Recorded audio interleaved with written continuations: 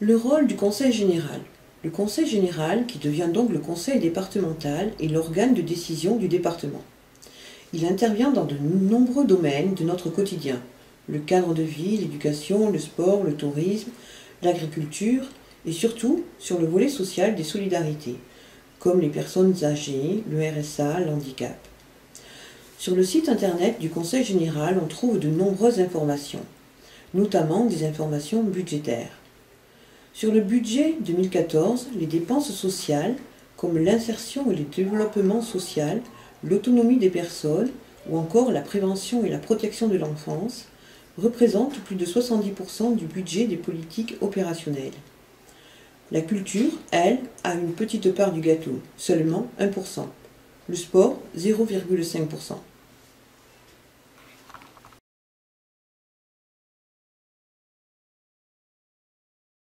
Isabelle Bervillers, bonjour, bienvenue sur 13 bis TV, la chaîne du web, et dans l'émission Citoyen Politique. Oui, bonjour donc, et merci à vous de nous recevoir aujourd'hui. Donc vous êtes candidate dans le canton la Seine 2. La Seine 2, voilà. Oui, qui regroupe Sifour, Saint-Mandrier et la Seine Sud.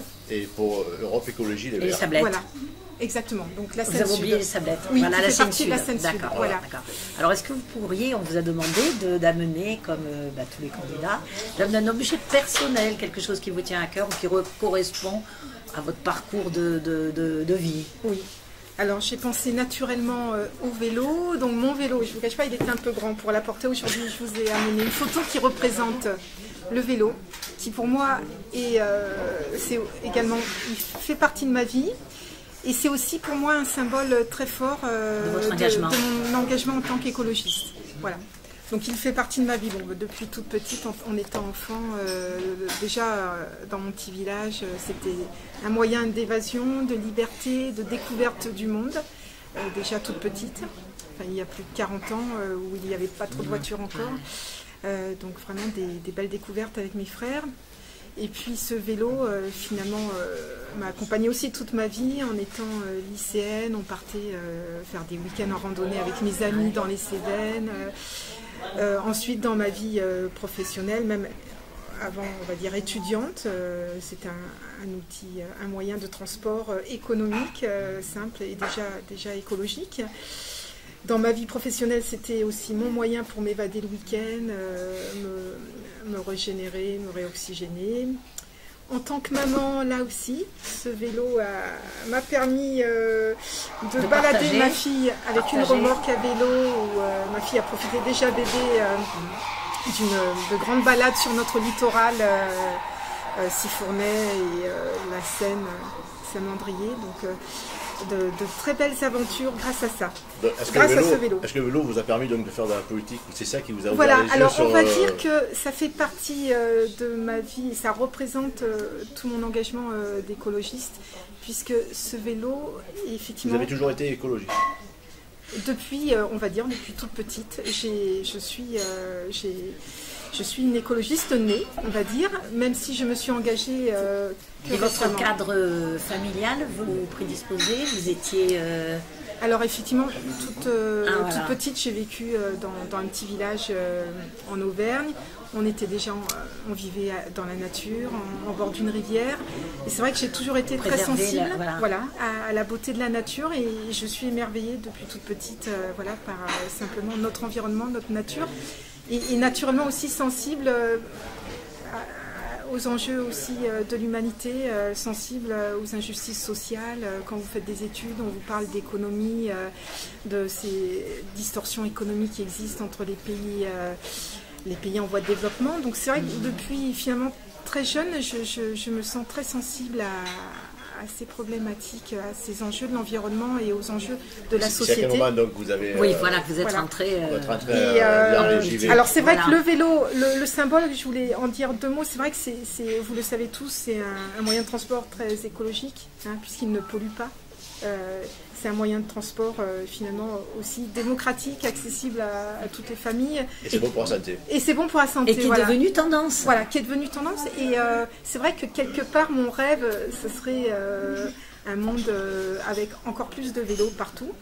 Et ce que je voudrais dire, c'est qu'ici, nous avons des exemples très proches de villes qui mettent à disposition au profit des citoyens et citoyennes le vélo.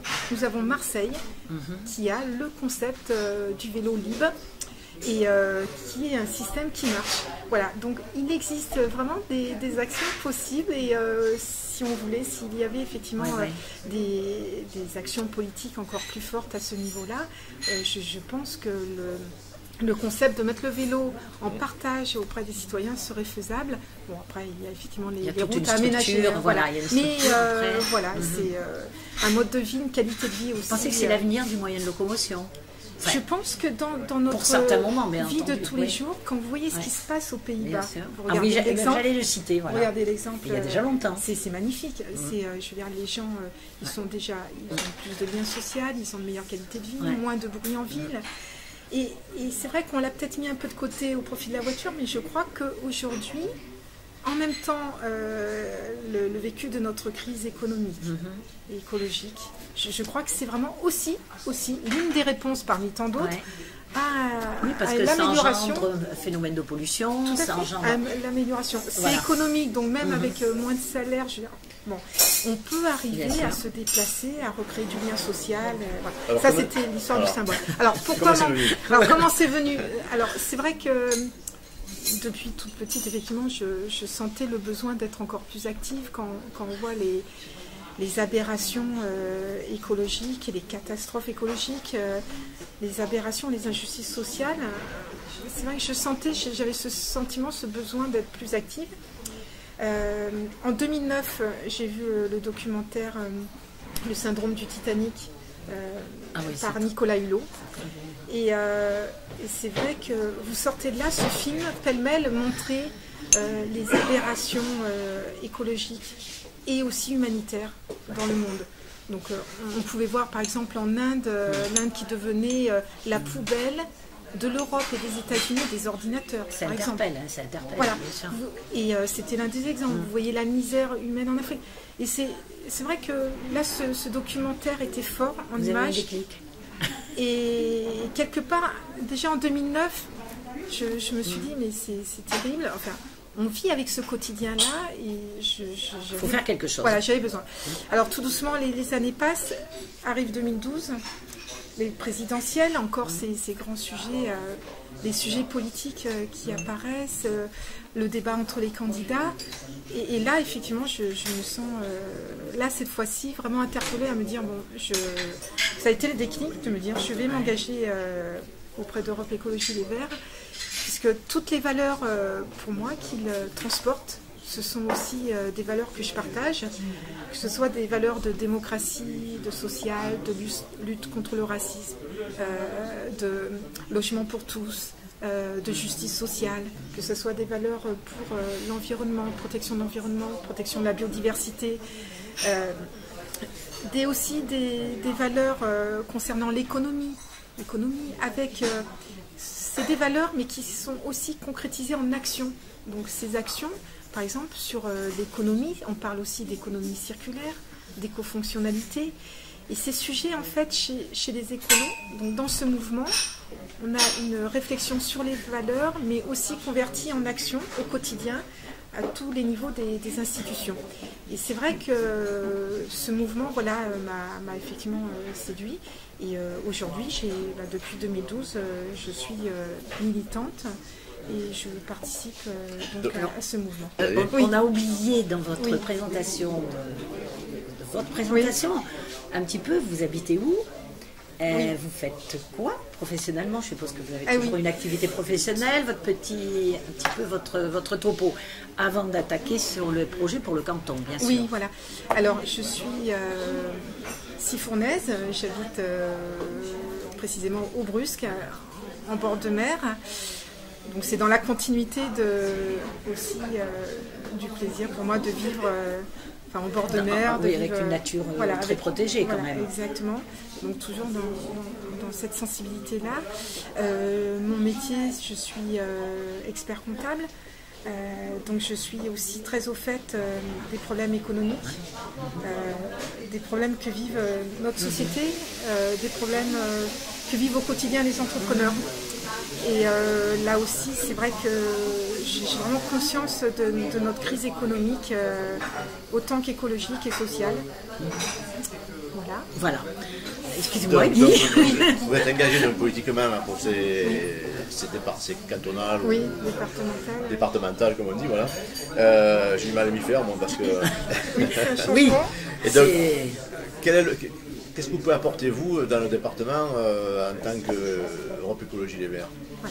Alors, déjà, moi, j'aimerais insister sur l'importance d'aller voter le 22 mars et le 29 mars. Alors, vraiment, prendre conscience de l'importance des enjeux. Le conseil général, départemental, agit au quotidien dans notre vie de tous les jours. Que ce soit le social, les aides, le transport, les collèges, les cantines liées au collège, bien sûr. notre voirie et le patrimoine. Là, voilà, c'est un appel aussi aux citoyens et citoyennes que nous sommes, c'est de dire ces élections sont importantes, les enjeux sont importants. Vraiment, nous devons aller voter, puisque ce n'est pas anodin. Le Conseil général influence notre vie au quotidien.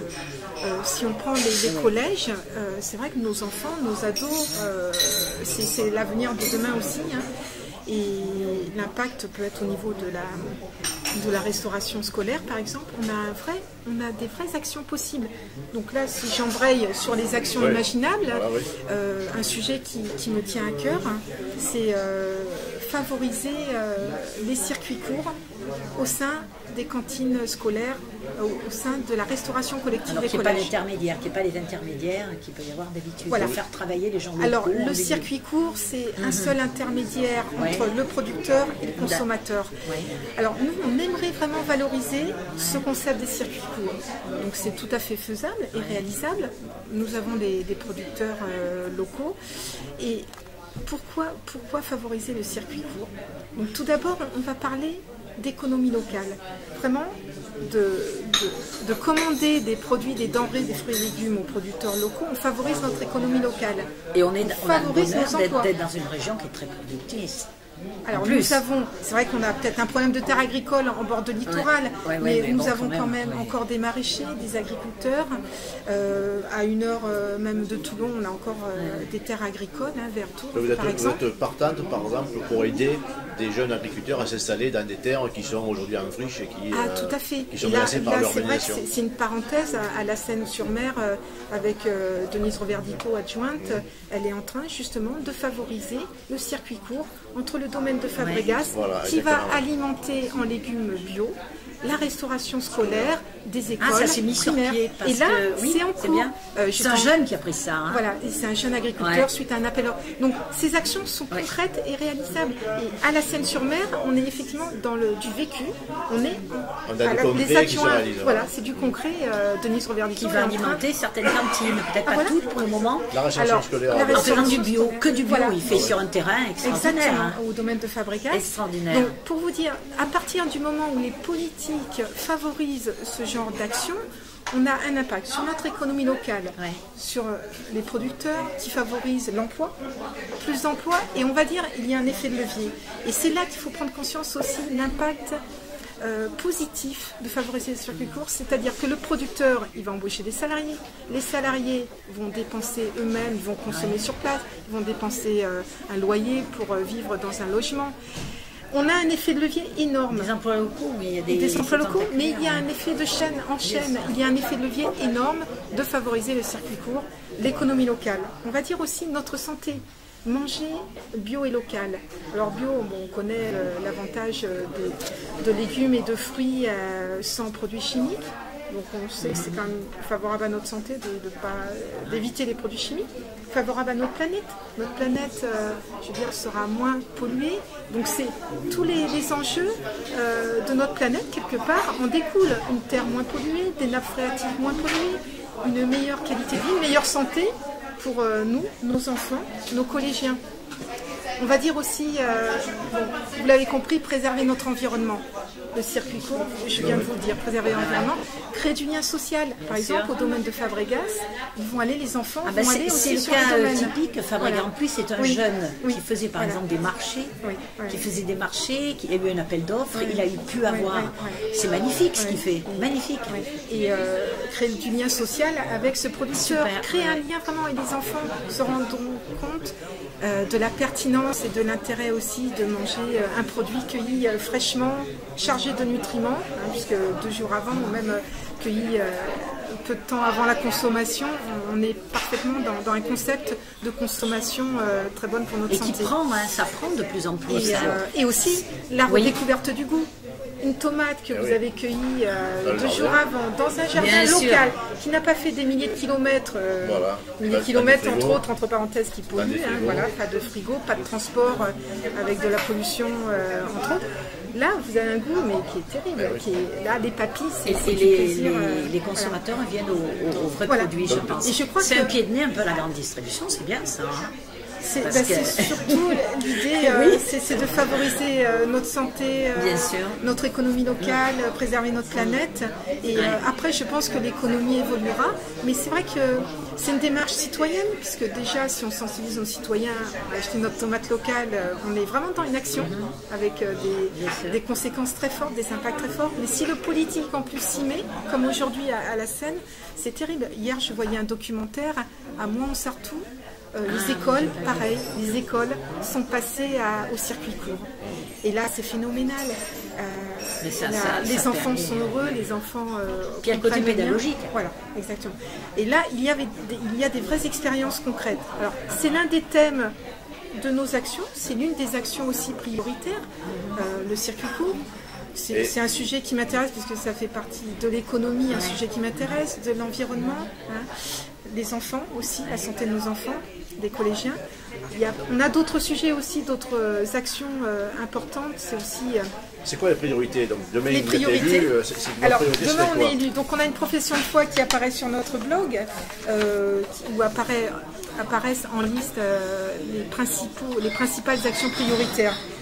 Une autre priorité, ça serait de soutenir de manière affirmée la société civile et les citoyens.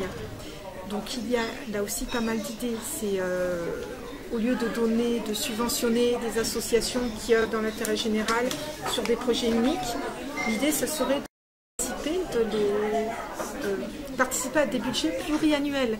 Donc l'association qui œuvre dans l'intérêt général serait plus en confiance pour travailler à long terme sur des projets de plus grande envergure. Le budget, il y est, que ce soit un budget voté une année ou plusieurs années, là aussi ce sont des actions. Et pour vraiment créer du lien entre les citoyens et les institutions politiques, et pour agir au plus près, répondre au plus près des besoins. Et le travail et les meilleures actions en faveur de nos citoyens et tout en étant en harmonie avec notre planète, c'est aussi en lien avec les citoyens. Et pour le littoral, parce que le littoral c'est quand même une grosse partie d'ici, au niveau local on va dire. Hein. Alors le littoral là aussi, ça fait partie de nos actions phares, la protection du littoral. À Sifour, on a mené une action justement de dénonciation de permis de construire illégaux. Donc là, nous agirons aussi sur ce domaine. Nous sommes déjà en action aujourd'hui et ça fait vraiment partie de nos actions prioritaires. Bien sûr. Donc après, c'est vrai que la solidarité, le tourisme durable, développer des énergies renouvelables. Le deuxième titulaire, René Chéla, vous parlera des énergies renouvelables. On va le brancher là-dessus. Voilà. Il y a quoi dire, son métier, sujet vaste. Comme on a peu de temps, là, donc pour vous, la sécurité, ça veut dire quoi? La sécurité. La citoyenneté. Ah, la citoyenneté. Excusez-moi. La citoyenneté, pour moi, c'est justement le lien entre l'engagement d'un citoyen qui œuvre en faveur de l'intérêt général et également en lien avec les politiques. Voilà, un travail ensemble pour avancer. Équipe. Oui. Oui, alors l'avenir de l'écologie pour... Alors pour moi, l'écologie fait partie vraiment de la vie de tous les jours. Quand on fait des sondages, on se rend compte que 90% des citoyens et citoyennes se sentent concernés, sont favorables justement à une protection de l'environnement, à l'écologie. 90% des gens. Donc aujourd'hui, je pense qu'on est tous convaincus qu'il faut agir par rapport aux catastrophes que l'on peut voir par ailleurs dans le monde, hein, que ce soit au niveau du nucléaire, les catastrophes de Fukushima, de Tchernobyl, hein, que ce soit le problème du réchauffement climatique. Donc face à ces urgences aussi écologiques, je crois qu'aujourd'hui, quand vous en parlez autour de vous, les citoyens, citoyennes se sentent prêts et concernés. Et je crois qu'on est dans une évolution aujourd'hui de notre société. Aujourd'hui, on arrive à la fin d'un système industriel et on est en train, je pense, on est dans une évolution qui est à mon avis complètement favorable et positive à la vie en harmonie entre la société, l'humanité et l'environnement. Et je suis complètement confiante parce que les gens ont vraiment envie de vivre sur une belle planète en harmonie avec notre société, citoyens et citoyennes, et que les enfants, nos enfants soient heureux. Eh bien, très bien, merci beaucoup. Merci à vous d'être venus. Merci beaucoup.